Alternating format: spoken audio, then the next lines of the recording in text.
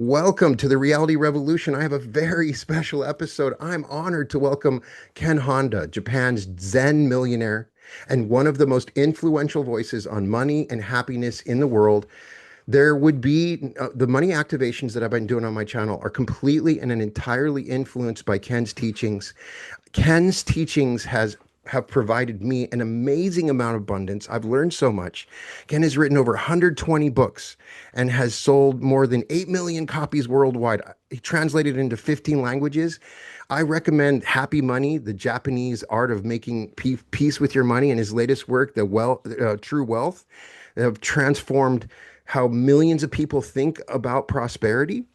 I've been doing my YouTube for about 7 years, and I've been teaching about money. And about a year ago, when I really started accessing your teachings, I discovered that the fundamental component is if I could shift people's energy and their emotions around money, that everything could change. And I'm inspired by you. Thank you so much for joining us. Welcome to the Reality Revolution, Ken.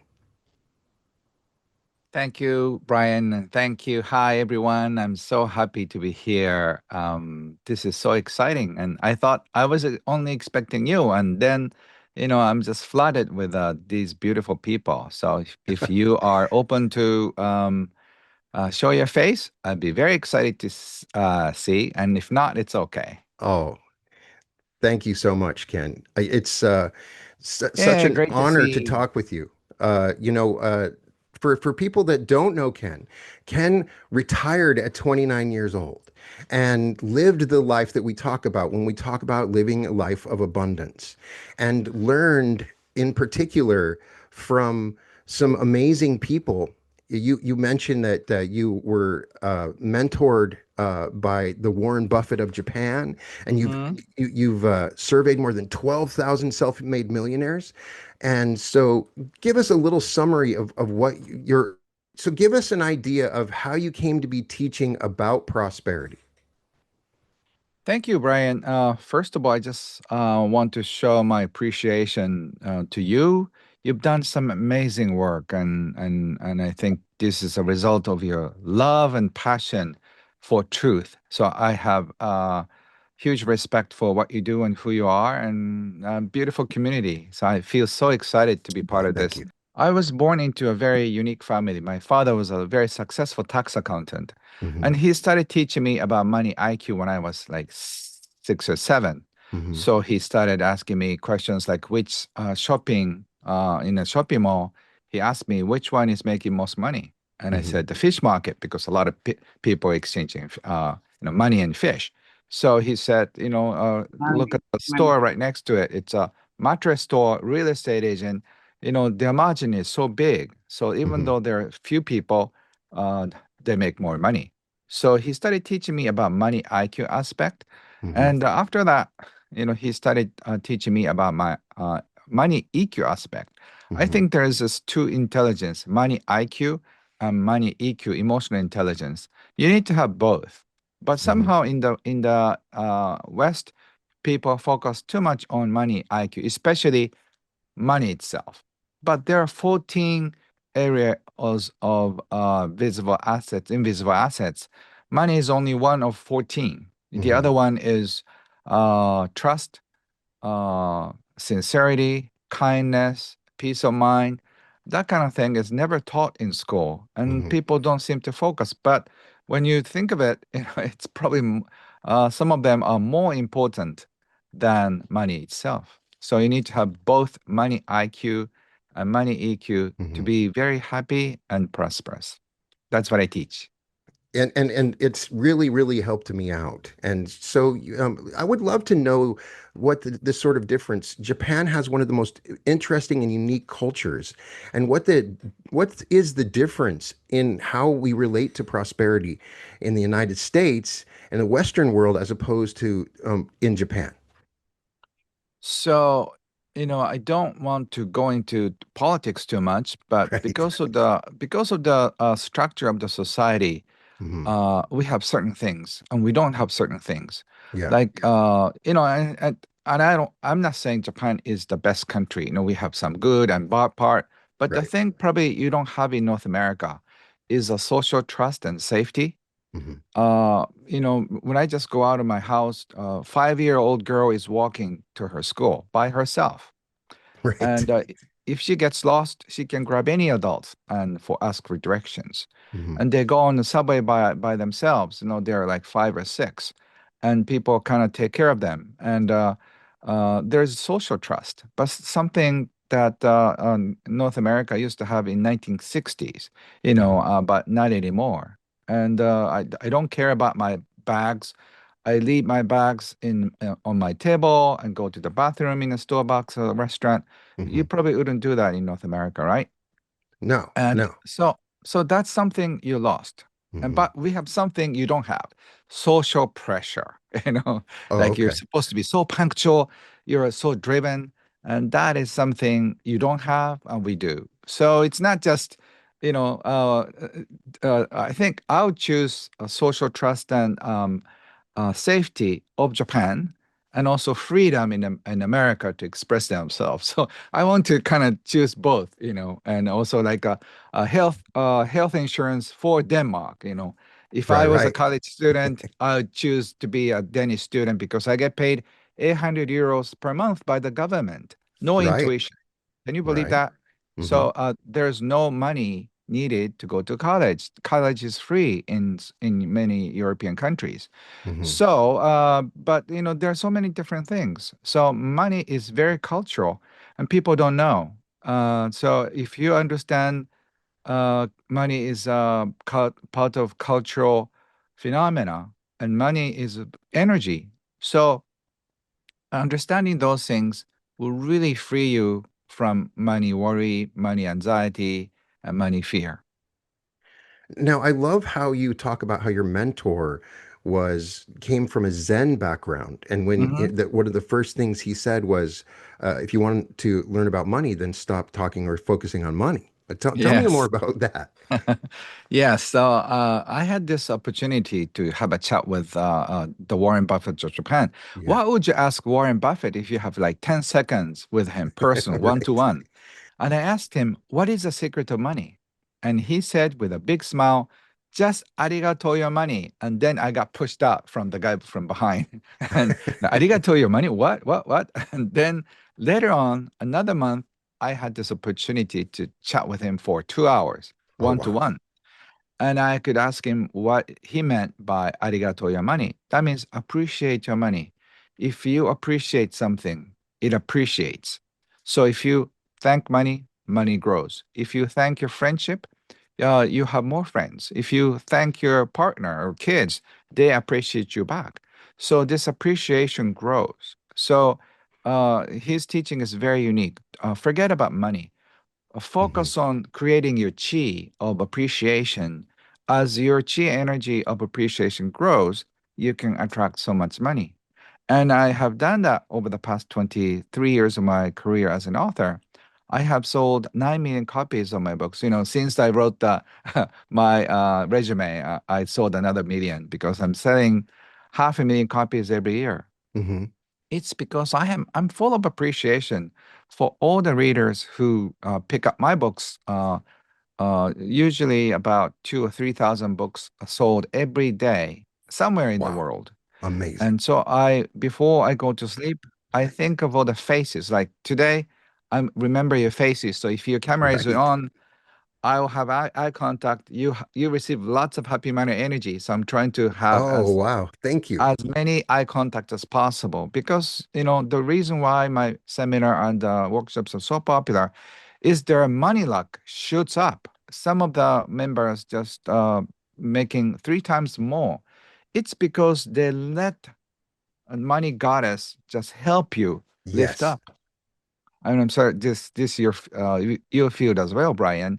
Oh, thank Once you. you're tapped into this one, you can grow so many things. And I know Brian, you know the secret already, and you're using part of it. That's why you're successful. Absolutely. What is amazing is, yeah, I'd love to share this with you because I know you've experienced this. I've had people come to me from activations that they listen to on my YouTube Hmm. and saying, Brian, because I listened to you, I made so much money and I feel so much better about money. And the feeling when somebody else tells you that Hmm. what you did helped awaken that money energy within that. It's like one of the best feelings in the world. It feels so good when you can bring abundance to another. And I'd love to get your Hmm. perspective on how that brings abundance to you. When you focus on, it's not about bringing abundance to me. When I focus on helping other people find Hmm. abundance, then it naturally flows to me, right? Yes, exactly. So, the Brian, my gift to you is this concept that Wahei taught me. He Yes. said, he, by the way, he focused on the reason why he made his fortune is selling cookies for babies.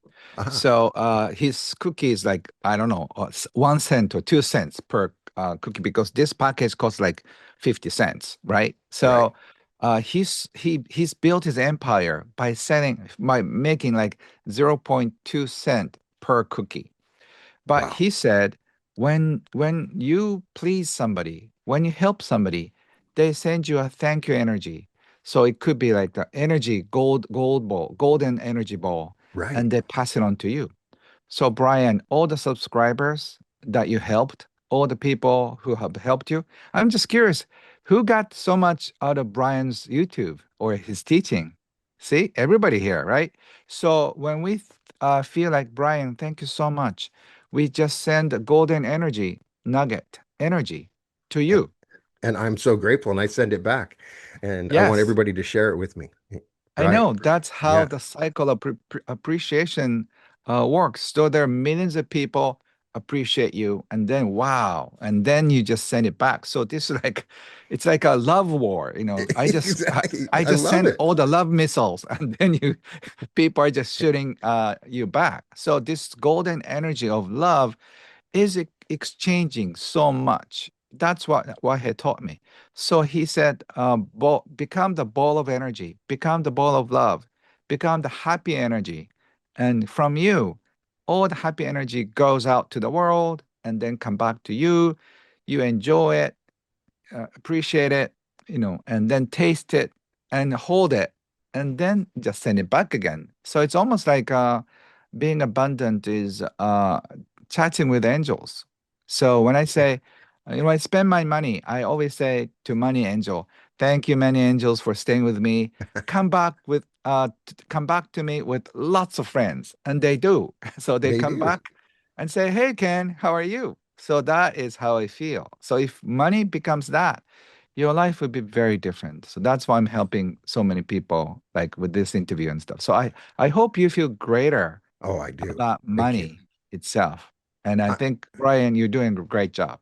well, I'm so grateful for that. And one thing we encounter when people understand this philosophically, Yes. but then they don't understand how simple it is for them to find Yes. their own abundance. And Uh-huh. one thing that you shared in your teachings that really helped me was about learning your gifts and how that's just such an easy path to learn about how you can find your path towards abundance. Talk about that if you could. Yes. So abundance is a feeling that you have more than enough. And this feeling comes from within. So I have interviewed millionaires and billionaires, and I asked them, how old were you when you started feeling wealthy? I interviewed with a man who had 3 public companies in Japan, and he Wow. said, I don't think I'm wealthy. And I said, what? And I asked him, why? You have like 3 big companies and your employees like 20,000 people. And he said, because I don't have a private jet. So his definition is that I don't have a private jet, so I'm not wealthy. So I interviewed a guy with a private jet. And he said, no, no, no, no, I'm not wealthy because my jet only seats 6 people. My my jet is so small, so I'm not wealthy. Right. So you need to know when is enough, how much is enough. So if you always feel your money container is happily full, that's when you feel abundance. That's when you're free from money worries. You don't need to grow anymore. You where you are 100% and still growing. So you need to have that uh, 2 skills: going after what you want and also enjoying what you manifested. A lot of people go for number one, going after what they want, but it's a never ending cycle. So you have to do the second part. of enjoying and appreciating what you manifested. Whatever you receive, can you be 100% content with what you created? And if you don't have the second skill, you'll be in this hell of creating more and more and making more, doing more. So you have to find this Zen type of satisfaction in you that I'm always more than enough. And that brings you joy and peace of mind. I try to explain it to people that it's a stream. It's a stream of energy that you kind of enter Hmm. into. It's like you're riding a wave, but you can stay Yes. on it the whole time. And when you're in it, everything just miracles are around every corner. Blessings are coming to you. Hmm. It's a constant flow of multiple things happening. Could you relate your experience with the money stream? Right. So I always talk about money as three state. One is when you are living in a cold world, that you have to be competitive. You have to work hard. You have to beat your enemy and competitors. You are living in a cold world, so your money is frozen like ice. When you hold on to it, you get frozen bites. When Hmm. you're living in a warmer environment, money become melts and money becomes water.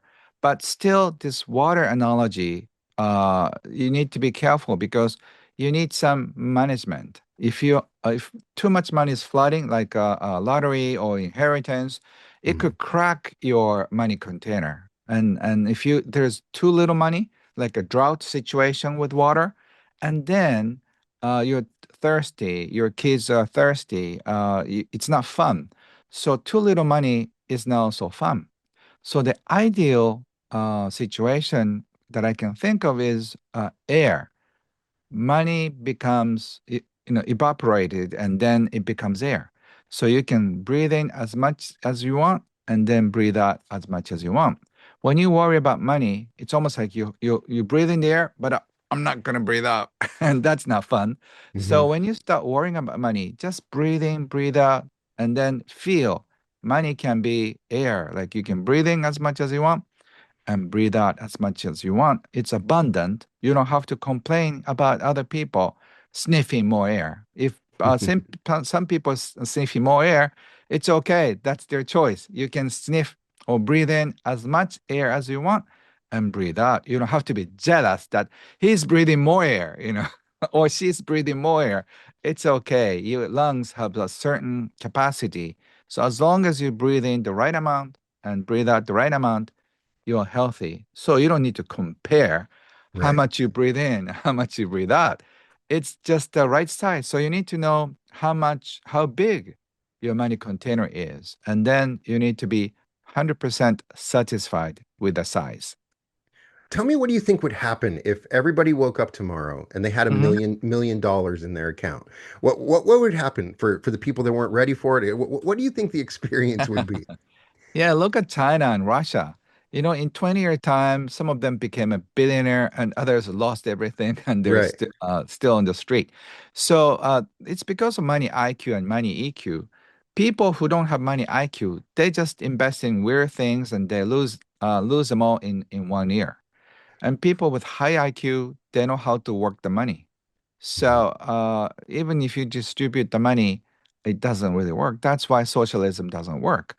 But Mhm. also, capitalism doesn't seem to work either because once we just take some money from the wealthy people and try to give it to the poor people, it's they don't know how to manage. So Mhm. I think financial education is far more important than ripping off from the rich and just giving it to the poor because our world is not ready for that. We need a different system. That's another topic. But Mhm. uh, unless you have the solid foundation of money EQ, money IQ, just $1 million or $10 million doesn't solve your problem because um, your money situation will be the direct proportion of your money container.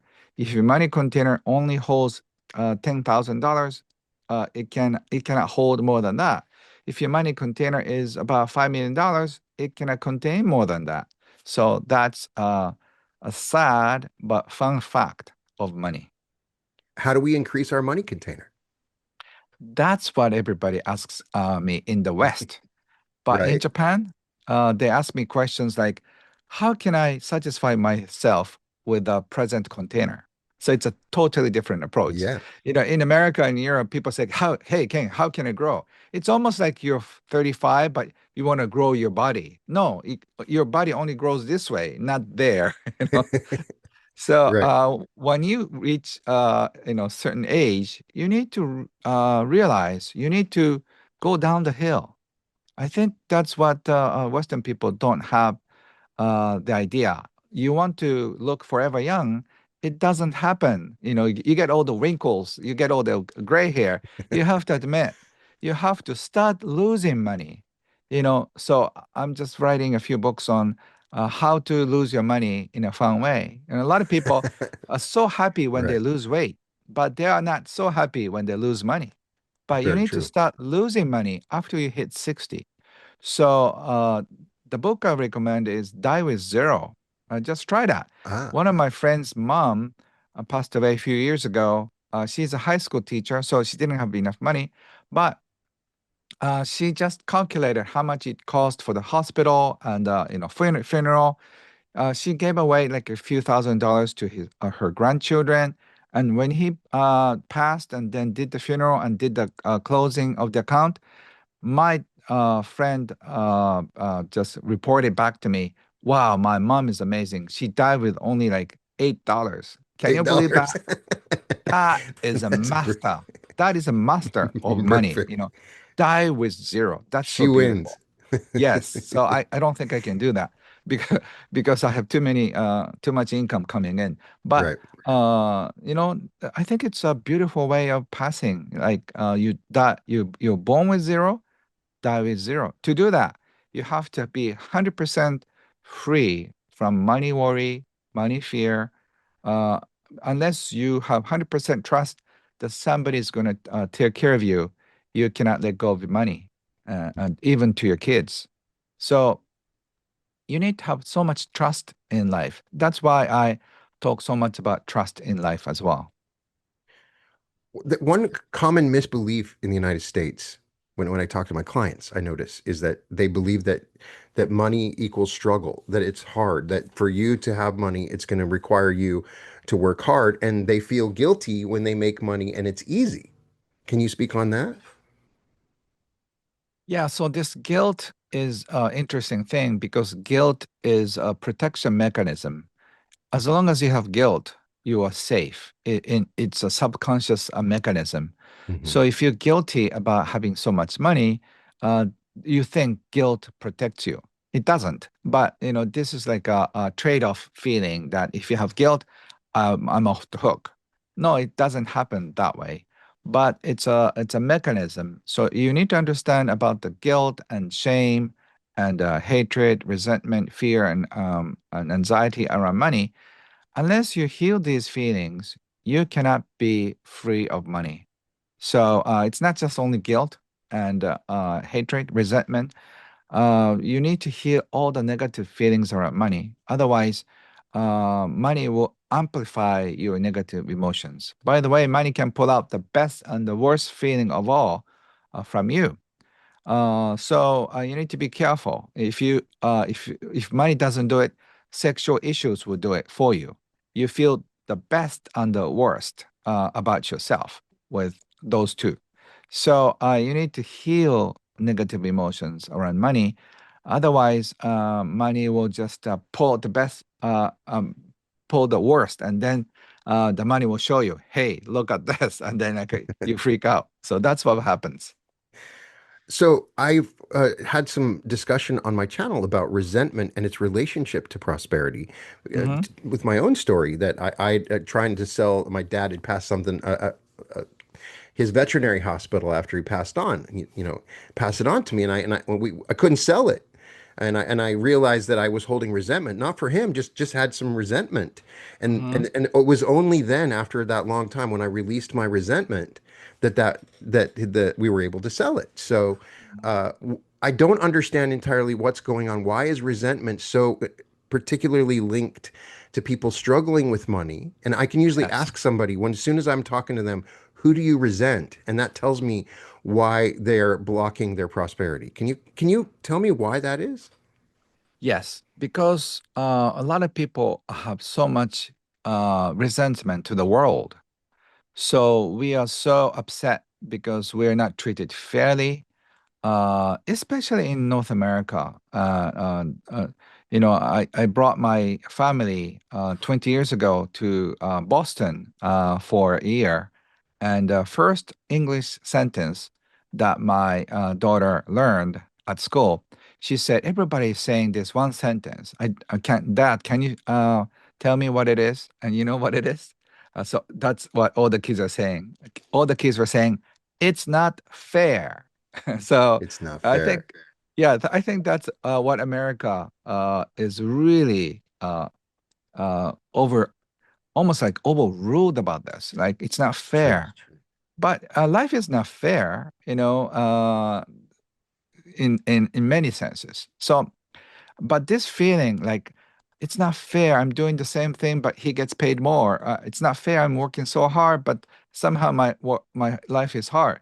So this sense of not being fair and the sense of entitlement brings you lots of negative feelings that originates back to your childhood. Your brothers or sisters are getting better or more than you do.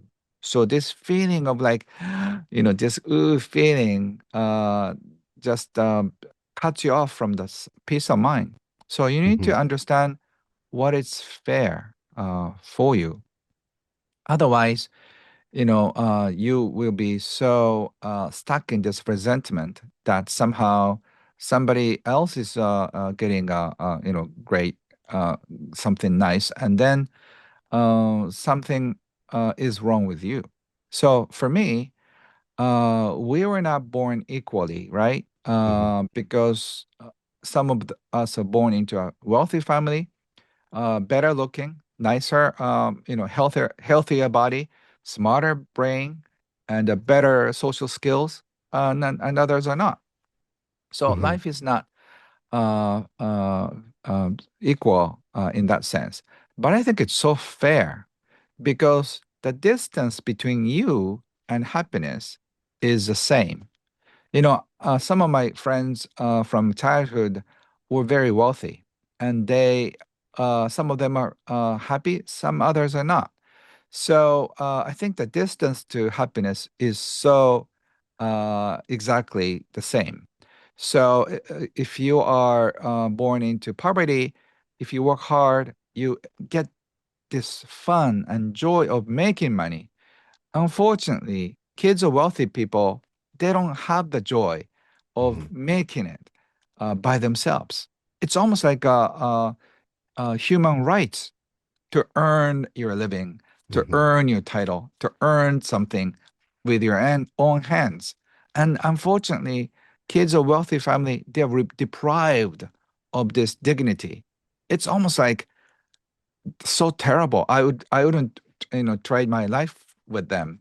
So they have to figure out how to be happy with that situation. So even though our life doesn't look like so fair and equal, but I think the distance to happiness is the same because we get to choose. Even though we don't have any money in the bank account, we're not making much money. We have a hard time making both ends meet, but still you can be happy. So I think that's the beauty of life, and that's the beauty of energy, and I think that's what Brian and I have share in common. Hmm. No, it's so important because most of the time when I'm talking to people, the first thing that they're talking about when we talk about their relationship with money is just how worried they are. It's Yes. just the common emotion in the United States, and I find in UK and the Western world is most of the time people are just worried about money. And the best place I think we can really learn about that is when we're in those moments when we spend money. I love to ask that question. When you go and spend money at the grocery store, what's in your mind? Are you worried about how much is going to be left? That really tells us everything. That little tiny moment when you spend even $5 on something, it tells you so much about what your state on money is, Mm-hmm. Yeah, right? so true. Yes, I agree. So we should treat those moments whenever we're spending is as that's joyful. It gives me joy. I'm getting to spend money in this moment. I'm joyful about it. I treat it. I'm excited about it. It's something that I look forward to. That it's fun. I'm not resisting it. That particular emotion seems to be so powerful and effective, and it really does change everything. Hmm. Yes, I agree. So you need to be mindful of your financial situation and also your emotional situation. So if you can have freedom in these areas, you'll be a very happy and also abundant person. So this feeling of that I have more than enough can be tested if you just want to donate a dollar or two or even 10 cents into a jar or box whenever you find one. And so, whenever you give away money, you feel that you have more than enough. So this is my mantra. Whenever I find a box, I always have like a $10 bill in Japanese yen. Hmm. So I find a box, I just put that bill in there, and it said, "Oh, this Happy Money Angel will help support you," and then made Happy Money Angel support you. So every time I find a box, I do that, and that brings me so much joy that I have more than enough, and then the money will keep coming. So this feeling that you have more than enough is very important. So do that with 10 cents or dollar, and if you are more abundant, do that with $5, $10, and then maybe $100. Ah, That will really change your life. Try that. I'm gonna try it. I can't wait to. Uh, Yes, if when you're courageous. in particular when you're talking to somebody and somebody comes to you and says, "I want to make more money. Help me to do that. What do I need to do?" What do you say to them?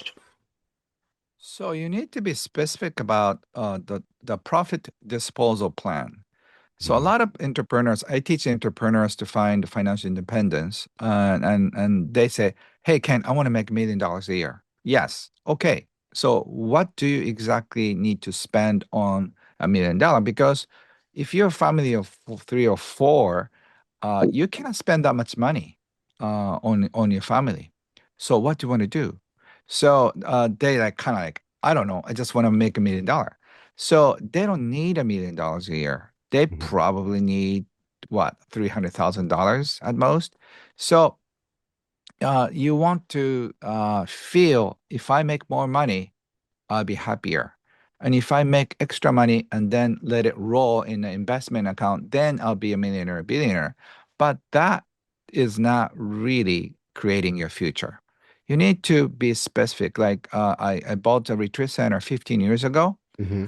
It was like $10 million when it was built, and it's a beautiful building. We can do a seminar for 60 people. So Hmm. I was happy that I could buy it, but I envisioned it 10 years before.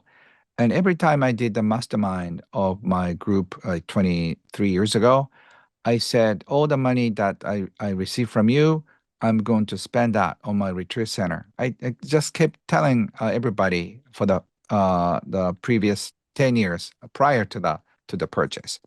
So I already know exactly how much I need, how much I need to spend money for renovation and buying the chairs and everything. I Hmm. always already calculated the cost, and then I knew exactly how much I would need. So that's why I manifested. I bought the retreat center in cash because I had the cash already, right? Hmm. So you need to be specific about what you want, and to do that, what do you want to do? If you want to make $1 million, it's great. But uh, to do that, what would you do specifically, practically? And for me, like I can probably sell 1 million copies of my books. That will bring $1 million, right? Right. So you need to be specific about your goal. If you want to sell 1 million books, which is very hard, Brian, if you are the also, selling 1 million is a It's lot of hard. work, Yeah. right? So it doesn't happen every day. So you need to learn from the best who sold 1 million copies in your field. There Exactly. aren't so many. So you need to learn the skills from the person. I did. That's Hmm. why I could sell 1 million books 9 times. So Amazing. you need to learn how to manifest. Once you learn the skill, you can do it over and over and over. It's like making the same shape sunny side ups. Once you know how to make it, you can make them again and then again and again. That's why millionaires become, more wealthy because they know how to do that, and the regular people don't. That is the difference. So learn how to be in control with your emotions, with your energy, and then become the happy gold energy. And that is a secret. That is a secret. But I just wanted to ask about the difference between the saver and the spender money personalities and Uh-huh. why they're often attracted to each other in relationships. I Mhm. realized one time I was helping filing inheritance tax for our clients, and then I realized that the husband, the father passed away, so the mom and the three kids were left. So I was so amazed because the first one is a Wall Street type, short hair, nice suit, Yeah. and then he's obviously like a very successful. The second one is a daughter who's very modest looking. She doesn't have any jewelry, like a Gap, and then very casual. The third one is a complete hippie. He had tattoos everywhere, piercings, and long hair, Hmm. and they were born into the same household, born under the same roof, but somehow they became very different. And I realized that even if you're born into a same household, your brothers and sisters become a very different people money wise. They either love spending, I call them spenders. They love saving. They don't go out for parties. Some of your brothers may be a spender who go to party all the time. They spend all their allowance money in the first week, and maybe you are the saver who save, not spending any money, borrowing books from the library. You don't buy things, right? Hmm. And also there's a gambler, money maker, money warrior. There are many different types. You can just check my website so you see who you Hmm. are. But so somehow the opposite money type personality are attracted to each other. Like money spender type gets attracted to money maker or saver because they want the stability which they don't have. And the saver and money maker, they are attracted to the spender because they seem to know how to have fun. So they are attracted to each other because they think the other one will give you exactly what they want. But after 5 years of marriage, they're complaining in my seminar. The other one is like the spender thinks the saver and the money maker. She would say, "I married the most boring guy on earth. I want a divorce." And this saver and money maker people say, I married the wrong person because she's spending all our savings. At the rate of it's going, we have to file bankruptcy in 3 years. So the same reason why that got them together could be the same reason for divorce. So you need to understand that money personality types are very different. And I'm not saying which type is better than the other. Hmm. All the money types are okay, but we need to learn from each other. You interviewed over 12,000 self-made millionaires, and Uh-huh. I've always wondered if you found any unusual commonalities between those that people wouldn't likely notice. Yeah, so it's interesting. I have done the survey of 12,000, and I think I've interviewed a few hundred personally. And what I found out is that flashy millionaires and very secretive millionaires Hmm. and modest millionaires, they don't want to show off their wealth. They are wealthy, but they don't wear expensive jewelries because they could be the target of jealousy or potentially kidnapping and all that. Hmm. So they tend to hide. So all the people who are more like celebrity type, they love the lifestyle, but there's only like a fraction of people among all the wealthy people. So many of them are hardworking or just they love just helping people. That's how they make money. So unless they're the second generation or the third generation of a very old money, they are very hardworking and they love helping people. And that's how many of them are not well known. but they have Mhm. this strong foundation of money so they can build on. So I realized that by finding your ikigai, by doing what you love, is a key to not only career success, but also the personal happiness. Because if you don't love what you do, you're spending so much time in the office or doing something, and it doesn't bring you joy. That's insane. So you need to find something you're super good at, keep doing it, and in a few years you'll find yourself flooded with happy money. And then in 5 year to 10 year time, you'll find yourself that you become a millionaire. And then that may not be the path for billionaire, but it's a different story. I don't recommend anybody to become a billionaire because they could be having such an unbalanced life. It's hard to find peace in their lifestyle. So, like, I'm well known, so people can spot me once in a while, once or twice a day in a street or in a cafe. Right. But if I become too much celebrity, I will lose the privacy. So I'm very happy with where I am now. But if you Mhm. become like Bill Gates, people can spot you. So he cannot go out without a bodyguard or security people, right? Mhm. So some people love power and that celebrity status, but I wouldn't recommend one because I've known them personally, and life could be harder. Yeah. It's fascinating to learn that in particular. So you can be a billionaire and you can be poor, and Hmm. you make $100,000 and be very wealthy. Yes. But I think in North America, the cost of is rising, so you need to This probably is make true. more in This big is true. cities. Yes. So you retired at 29 to spend time with your daughter, and you had Hmm. this encounter with this struggling mother in the park Yeah. that changed everything. What was it Hmm. about that moment that shifted your entire life's purpose?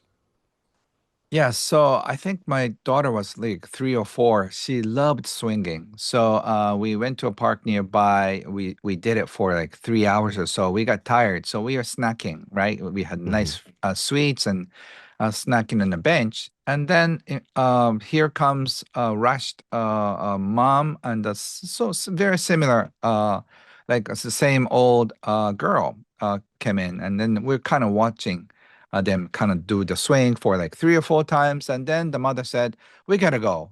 And the girl was complaining, "Mom, we just got here." And then, yeah. And we were just nodding. Yes, she was so right. Only like 3 minutes, right? So, and she said, I was watching looking at her watch and said, "We gotta go, because I'm late for the work." Hmm. And I was like, wow, she definitely wanted to spend at least 5 minutes more, 10 minutes, or maybe an hour like my daughter did. And I realized as this little girl was dragged out of the swing and out of the park, she was crying hard. Her mom didn't look so happy, very exhausted. Like, what's happening? And then I realized that a lot of people have to work to bring food on the table.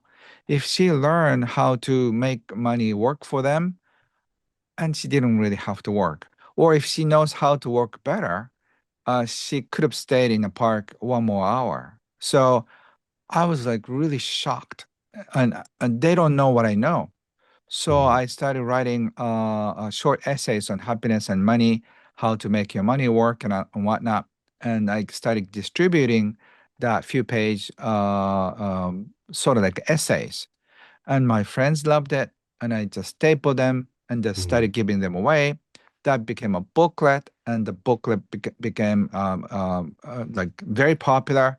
A lot of people want to read it. I started distributing it to anybody who wants a copy. And then a publisher found it and found me, and the rest is a history.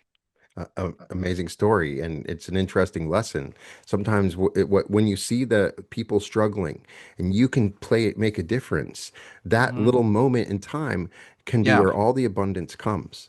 And so you teach about using affirmations. I've found that to be really the most powerful ways that people can shift their money energy. Mhm. And I'm like an affirmation collector. Like if I hear a good one, I love to use it. And I'd love to know, give me some good affirmations that we can share as a group. Oh, Brian, I'm gonna send you the translation of my affirmations. You can use them. It's Oh, my I can't gift. wait. I would love to read them for my group. Yeah. Yes, yes, I'm so happy to support you because you're doing such an amazing work. Oh, thanks. So, and it comes from Zen background. I think your audience will love it. Yeah. So, affirmations are something like, you know, money is always on my side. Money's So, always on my side. yeah, money is always on my side. Gives you such a good feeling because we think we have to confront money, right? So, like, Right. we have to either persuade the money, to do something for us. We have to beg. We have to get angry. But if money is on your side, like your mom or grandmother, what can you do? Like, I'm gonna start a World Around Lecture Tour in 2 weeks. Mhm. So I can ask my money. My friend, can you just book me a ticket to Amsterdam, to New York, and Los Angeles and back? Or maybe I want to stop in Spain too. So Right. my money said, okay, sure thing. In 2 seconds, got it, Ken. Whoa, that was fast. So something like that. So if money was on your side, what would you do? You probably go out more. You are not going to stay in your house as long as you stay now. You're going to travel more. You're going to meet more. You're going to dine with your friends more. Uh, do you, what would you like to do? Do you want to cook more? Do you want to coach more? Whatever you want to do more with more money, do it without money because that will bring you money. If you love cooking, cook more. If you love singing, sing more. If you want to coach people, you do it for free for now, and then if you do it well, people Mhm. will start paying you. I love that. Any other mantras or affirmations that you can share with us? Oh, so something like money secretly wants to find a way to come to me. I love that. Secretly. I like the word secretly there too. Yes. Money is always talking great things about me. Like Ken, Money is chatting somewhere. Ken Honda is a great guy. If you go to him, he'll just make sure you'll just be sent to some very, very fun. I always have a chat with money. The other day, I got a chunk of money from Southeast Asia for book royalty. Hmm. So I asked the money, where do you want to go? And the money said, since we came from Asia, we want to go back to Asia and help kids. So I sent them to orphanage in Cambodia. Ah, So the book royalties I received became the 1 year worth of fruits and snacks for the whole entire orphanage. that's So beautiful. yeah, so I just always have a chat with money.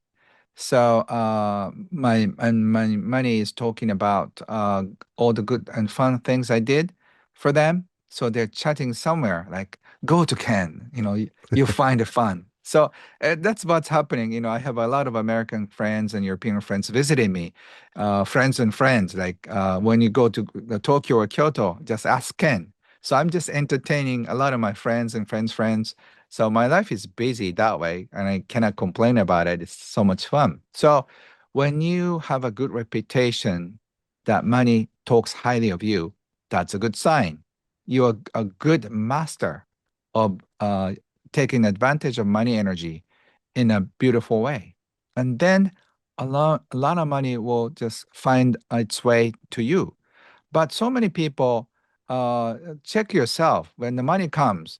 It's almost like lock the door. No, you're not going anywhere. I just have to put you in a dungeon, in a basement, Right. and you lock them twice, and then you're not leaving. So your money is house arrest. So how many of you? I'm going to challenge you. How many of you have a bank account, like say $1,000 or $10,000 that's stuck in the saving account and not doing anything. How many of you? All of you, right?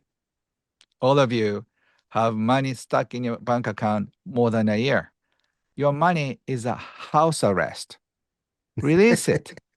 Release it in a fun way. Why not? Because you're so afraid. So release your money so the money can do good in the world and then it'll come back. So if you have 100% trust, you can do it. I'm not just pushing you, but I'm inviting you. I love that. When you find somebody that's suffering from a money trauma from childhood, a money wound, Mhm. what's the first step in healing that? So just understand what happened, really. I always talk about my seventh birthday when I wanted to have a mountain bike. I wanted to be like bigger kids.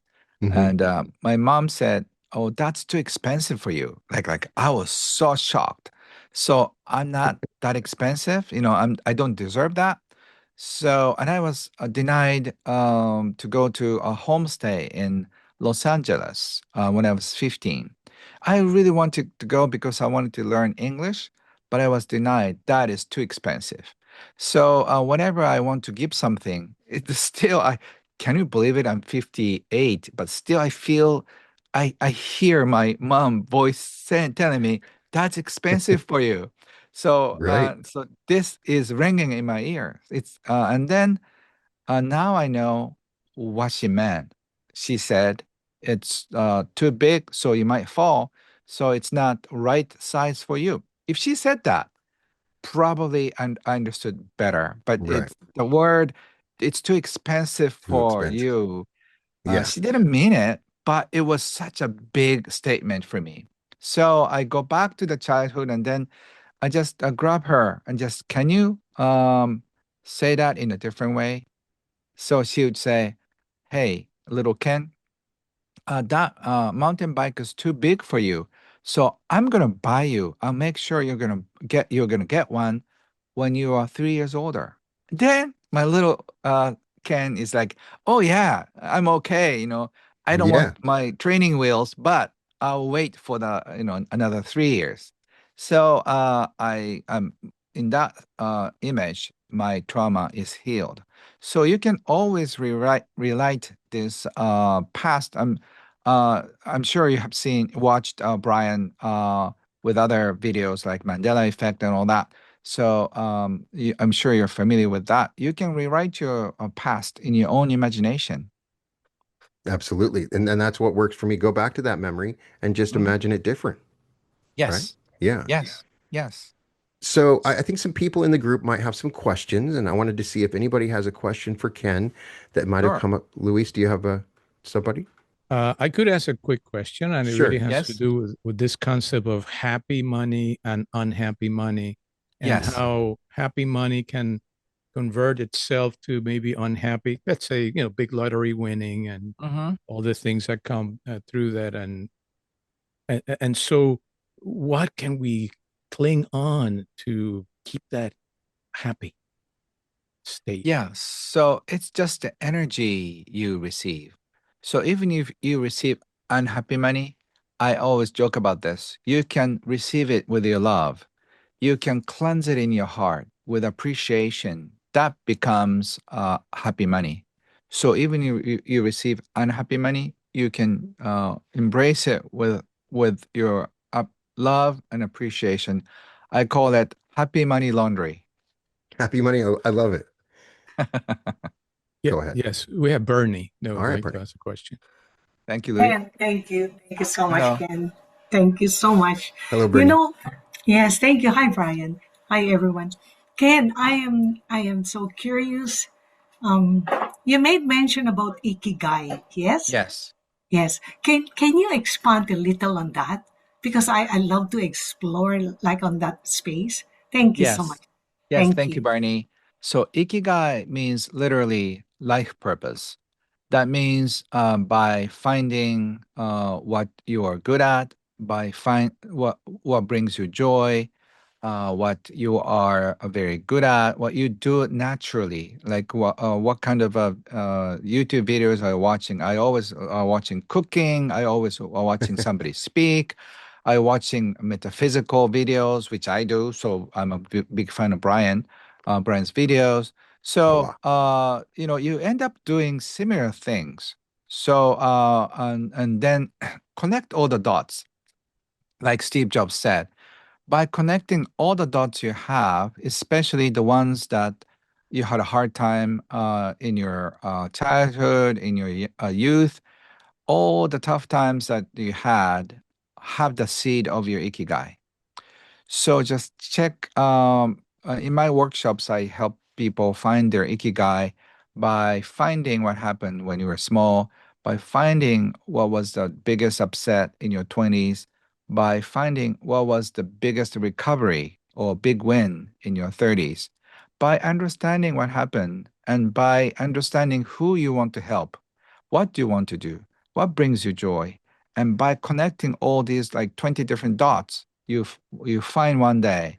It doesn't happen in 5 minutes, but when you're chatting with your friends, when you're walking, when you're taking a shower, you feel like, wow, this is my ikigai, and then your life cannot be the same, because it's a light that you find in your heart, and when this light is on, you find anything so much fun.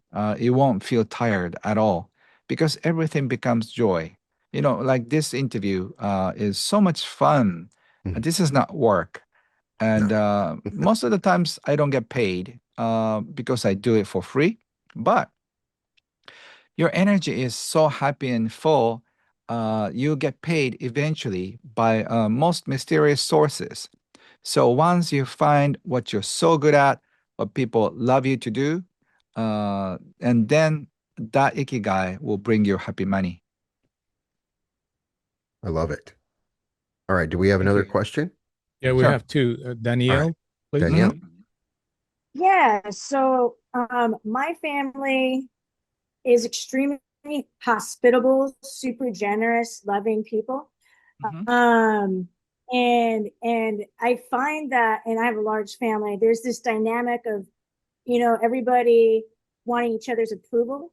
And they're also really extremely judgmental about how each and every family member handles their finances. And I know that I'm just at a point in my life where it's not that I want to be selfish in success, but I feel like it's okay to be private financially, because I know that it's time for me to step into my purpose, and I can't let my family's money decision get in the way. Does that make sense? Yes. So it's almost like think of a sexual life. Some people are very nosy. Oh, by the way, what I found out in America, people are so open sexually. Like what? People are very in details. Like I don't even ask them about their life, and then they just tell me like, what are you just sharing this very private information with me? But when I ask them about money, they feel like, oh my God, So, in my high school graduate, the graduates of high school buddies got together like after 30 years or so, and then we casually talk about how much money we make. And then the guy who just made the most money just pick up all the tab, and then we congratulated him and thank you for the beer and stuff like that, right? Right. Very open about it. But I heard by my American friend, you never do that in America. Like college kids, I mean, buddies talk about Mm. openly how much money they make last year. Is that right, Brian? No, we don't. No. Yeah, I know. Absolutely. I thought American people are very open because they talk about their sexual life in so much detail without Right. asking. But the funny thing is, Japanese people never talk about sexual issues, even you're close to your college buddy. So Right. if Japanese friend ask you about your financial life, ask them about their sexual life. You get even. Like we embarrass each other. Right. Right. So financial information is very private, and also so is sexual orientation or sexual life. So you can draw a line. This is my privacy. So can you just respect that?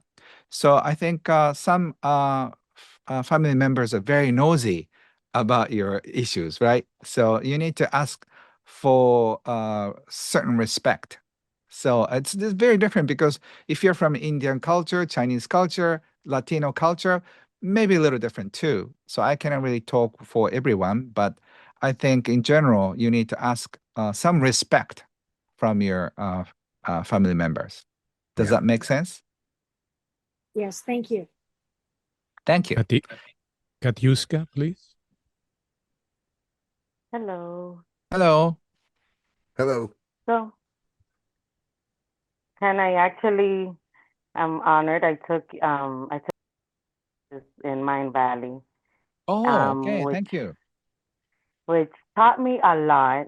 Um, I've always been like I have like a conflict. So you actually just mentioned a little bit about how like I am Dominican, so Latinos have a totally different way of seeing money, totally different. But I was raised in America, and even though I don't think I well, I try to go back and analyze why am I now have a scarcity mindset. Well, I'm assuming even though I do receive, I manifest, I receive lots of money. I'm extremely generous. I work for free most of my time because I actually don't allow. I'm learning to allow. So my thing is, how do I fix that limiting of coming of money coming in, of like,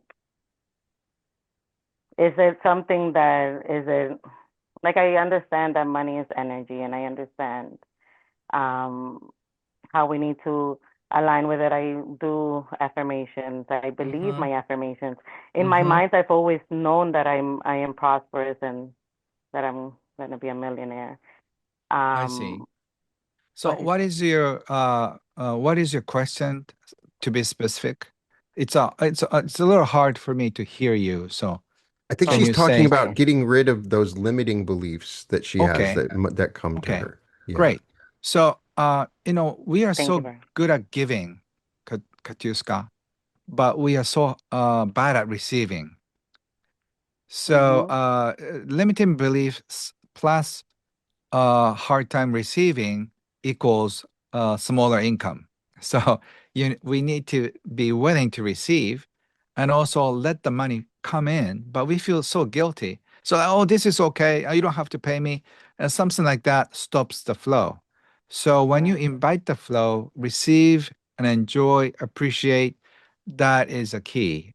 But uh, there's a word hit and run. I always joke, give and run. So a lot of givers give and run. You have to receive, because by receiving, you complete the cycle of giving. Giving is a first part, and the second half part is receiving. So you need to learn receiving as much as you're giving, because I know you're a very generous person. So you need to be How do we generous. learn? Yeah, you need to be How do we generous about learn to receiving. receive? Like, even when we know that we need to receive, how do we make our mind receive? Like, Yeah, you can say, okay, I usually say no, but this time I receive. This How's that? time I receive. I like it. Yes, this it's a Yeah. time good I start. receive. And then Yes. you feel Okay. like, oh my God, I It's become like, a bad person. what do we see? Yes. Yes, Thank you I so much. understand. Thank Yes, you. Thank you good luck. for everything. Thanks. So Thank we have three more, which Sure. the next one We is have Margaret. time. Is this okay, Ken? A couple more minutes? Yes, I'm okay. All right, Yes. wonderful. Margaret.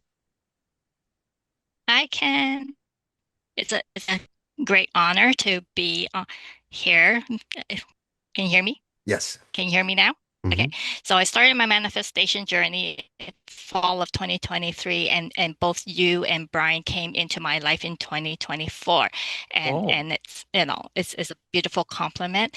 But my question for you now is, as we approach the holiday season, from what I can see, is usually a really rough time for everyone, because this is where I see in the news people getting laid off and things like that, when it's supposed to be the most joyous time of the year.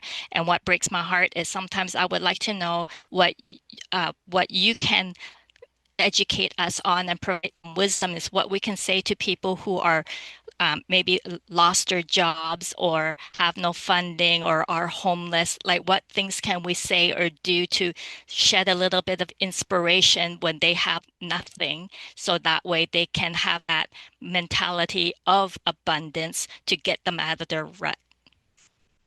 Yeah, thank you. So first of all, losing a job could be a great start for many people, because we tend to hold on to the jobs that we don't need to work, we don't need to deserve anymore. So not necessarily losing job is bad. And also, if you don't have if you don't have money saved up for something like that, and then you suffer. So you need to learn by looking at other people suffer that way.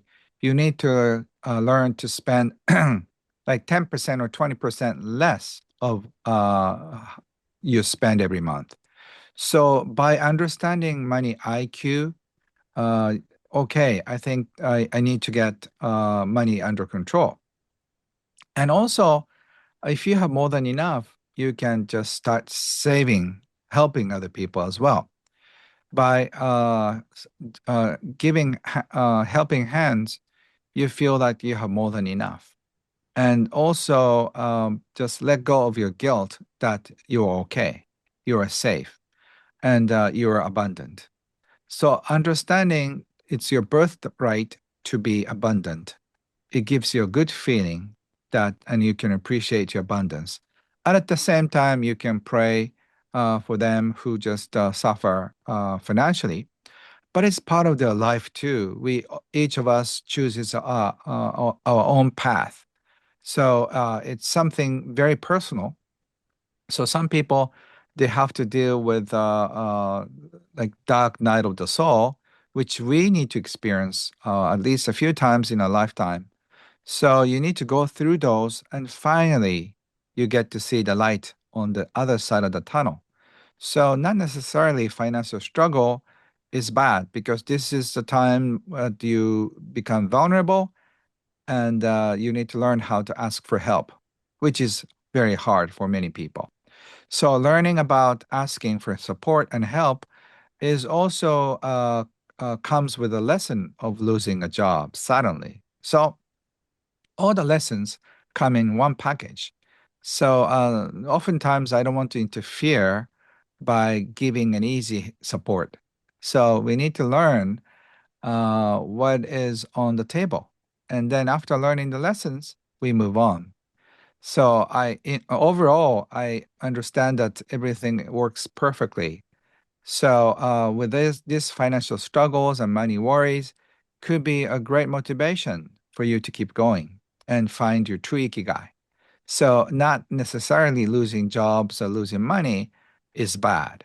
So you can look at both sides, not on the brighter side, the negative side. Just look at the whole picture. Thank you, Ken. I love that. We got one more. We got Pina and Maria. Tina Maria. All right. Yes. Hello. Thank you so much, Brian. Thank you for your time. Hello. As I'm seeing all these books in the background of Ken, I don't know if it's virtual, but I just wonder, Ken, which book really changed your life the most and why that you read? Oh, I have several great books, but definitely Think and Grow Rich is a classic one, Yes. and I think I really love that. And also I translated this book into Japanese, but The Law of Attraction by Jerry Hicks and Mhm. Abraham Books is also very fun because it's really telling the truth about manifestation. Yes. And also recently I read this book. Oh, This one. Well, I'm honored. I can't. It's so exciting that Ken Honda actually read my book. Yeah, The Reality I'm, Revolution. oh This man. is a great read. If you haven't picked up a book, you should not be in this room, or go pick up the book. So I think that we've answered all the questions. I want to thank everybody for participating. It's been Yes, a thank you. genuine honor to meet you and talk with you. Thank you for being so generous with your time today. And we're sending you all that golden energy right now. Yes, And we thank hope you you. have the most I'm receiving. amazing day. And welcome to the Reality Revolution, Ken.